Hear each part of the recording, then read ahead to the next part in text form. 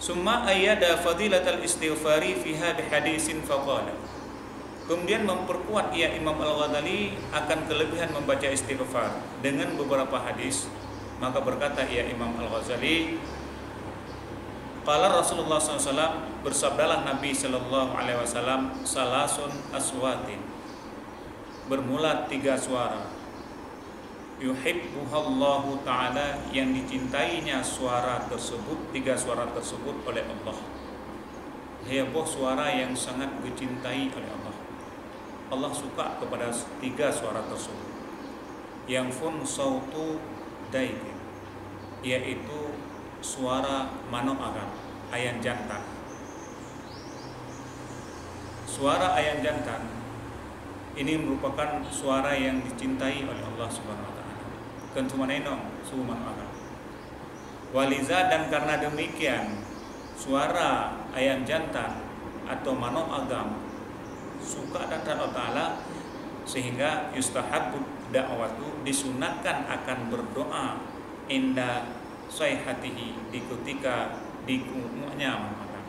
Ketika manuk agam nyuka dikumu pahli kumu nyantunat legene doa nyambang berdoa.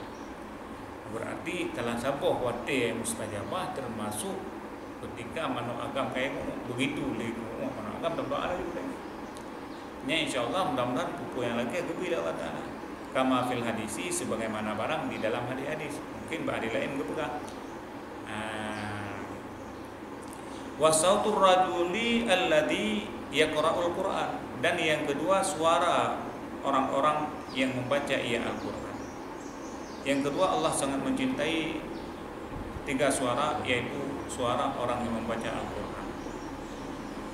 Wa fadluha, dan berumlah kelebihannya membaca Al-Quran, mimma la yakfi, itu sabit daripada barang memang tidak suci lagi. Tentang faedah orang yang membaca Al-Quran itu sudah jelas.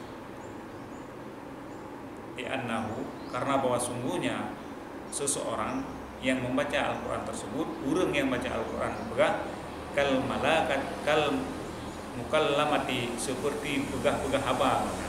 Jadi urang yang baca Al-Quran kayaknya gemtutu kayak dengan Allah Ta'ala. Maka Allah Ta'ala haruh was sahabati, dan gemutahabat dengan Allah Ta'ala. Maka tenang kayak. Jadi Allah Ta'ala urang yang baca Al-Quran yang tenang.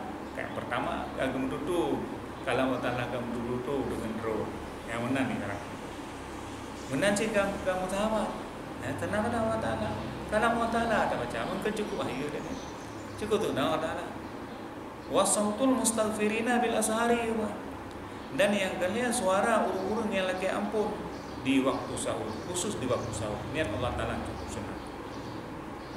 Niat kebegah la'alla wali mumadali la'alla wajhu kaunihi mahbuban. Mudah-mudahan alasan cintanya Allah Ta'ala kepada suara urung-urung yang dicintainya, yaitu urung-urung yang lagi ampun wate sahur, karena waktu yafau fihi qalbu anil istighari, karena wate sahurnya adalah wate yang kosong hati daripada kubimbang dengan dunia.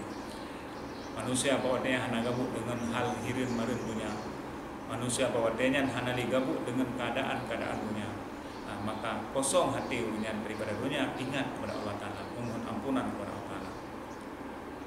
Tawajjahu ila alimil qudus, dan dihadap roh kepada alimul qudus, kepada Allah Ta'ala, bitafriri anil waswasi syaitan, dengan kosong daripada hawa syaitan. Anali hawa syaitan dalam hati, karena watenya lah wate yang paling ke wate yang hana dimujampu dengan keduniaan. Wa annahu, dan bahwa sungguhnya sahu pun juga nyan wakta itu pada wate idbaril laili wa ikbalin nahar, wate yang kayak liput malam dan dihadap kepada waktunya kan wate sahur. Jadi kan wate bepo tiplu cuma wate sahur. Maka urang yang ucapkan istighfar wate sahur nyu urangnya urang yang paling dicinta di Allah Ta'ala. Kemudian qala Sufyan Tsauri rahimahullah taala, bukan oleh Sufyan Tsauri rahimahullah taala, innallaha ta'ala khalaqa rihan tuhibbu minal hububi waqtal ashari tahmilul askari kulliha wal istighfaru ilal milki ila hubulil milki wa ridaihi jalilil jabbar.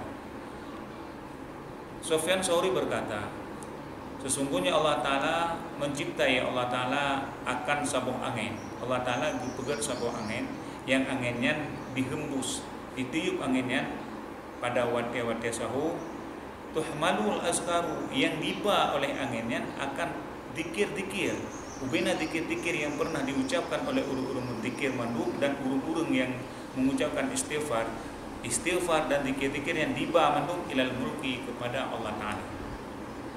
Maksudnya untuk ipuju kepada Allah Subhanahu Wa Ta'ala.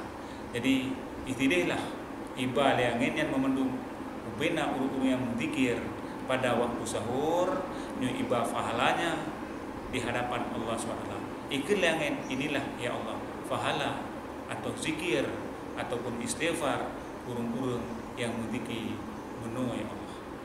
Maka Allah Ta'ala pun menerima daripada hembusan atau bawaan angin